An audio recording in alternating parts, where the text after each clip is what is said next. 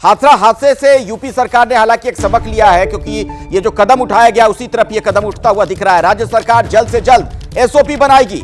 मंत्री हैं असीम अरुण, उन्होंने एबीपी न्यूज से बात की। उन्होंने कहा कि दोबारा घटना ना हो इसके लिए बाकायदा एसओपी बनेगी।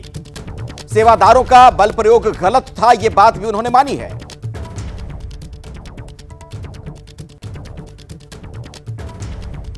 तो इस तरीके की घटनाएं फिर से ना होने पाए, इसलिए बाकायदा एसओपी बनाने की बात कही गई। ये स्पष्ट करना चाहूंगा कि जिसकी जितनी गलती है, वो चाहे आयोजक हो, चाहे वो प्रशासनिक अधिकारी हो, किसी की क्रिमिनल लायबिलिटी आपराधिक इसमें जिम्मेदारी बनेगी, किसी की प्रशासनिक जिम्मेदारी बनेगी। ये रिपोर्टें मुझे आशा है कि जल्दी ही प्राप्त होंगी। संजय त्रिपाठी के पास एक बार फिर से आपको लिए चलते हैं। हमारे वरिष्ठ सहयोगी हमारे साथ लगातार जुड़े हुए हैं। संजय, फिर से वही बात थोड़ी देर पहले जो हम लोग चर्चा कर रहे थे, अब एसओपी भी बनाने की बात सरकार कर रही है। पहले से क्या इस तरीके का कोई प्रोटोकॉल नहीं था? ये तो बड़ी साधारण सी बातें होती हैं प्रशासन की अगर बात की जाए तो। जहां पर इतनी बड़ी संख्या में लोग जमा हो रहे हो, वहां पर कुछ तो एहतियात बरतने की जरूरत थी।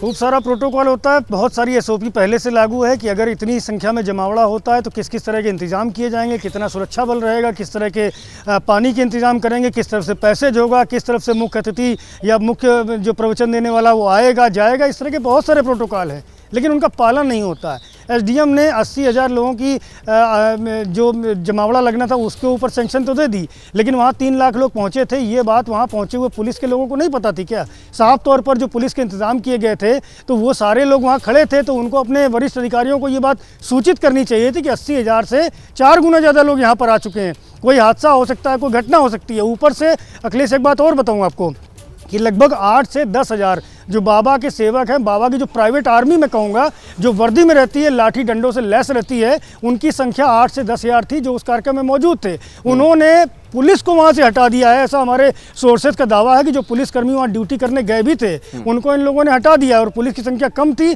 इसलिए वो चुपचाप चले भी आए वहाँ से। तो आपको सोचना चाहिए कि एक पैरेलल पूरा तंत्र ये बाबा चला रहा था, उसके सेवादारों की बड़ी फौज थी, चाहे वो महिला हो चाहे पुरुष हो। ब्लैक कैट कमांडो जैसे कपड़े कुछ लोग पहनते थे, महिला जो थी वो आर्मी की ड्रेस पहनती थी। तो इतना बड़ा मायावी जो बाबा था उसके बारे में किसी को जानकारी ही नहीं मिल पाई, किसी को सूचना ही नहीं मिल पाई। मैं मान ही नहीं सकता। ठीक है, अब एसओपी नहीं बनेगी। और एक और बात है संजय, हो गई है संजय एक बात और है कि एक चीज जो बिल्कुल साफ नजर आ रही है, जो कहते हैं ना प्राइमा फेसी, उसमें साफ तौर पर यह नजर आ रहा है कि पुलिस वाले हों या प्रशासन के लोग हों, उनसे चूक तो हुई है, तो उनके खिलाफ कोई कार्रवाई क्यों नहीं की जा रही है?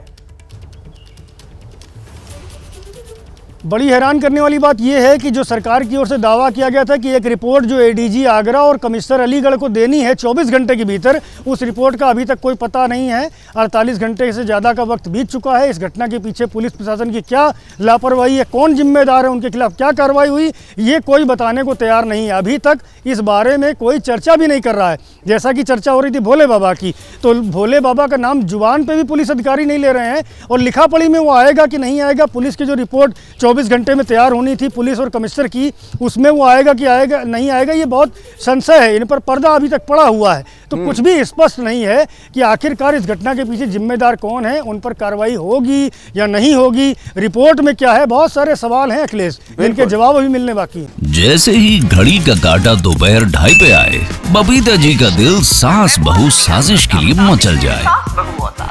और ये है इनकी बहू, पूरे दिन ऑफिस की टेंशन हो जाए गॉन जब ये करें अपना फेवरेट शो फ्री टाइम पे ऑन।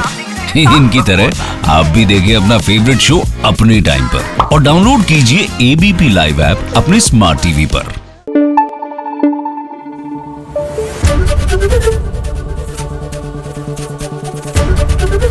एबीपी न्यूज आपको रखे आगे।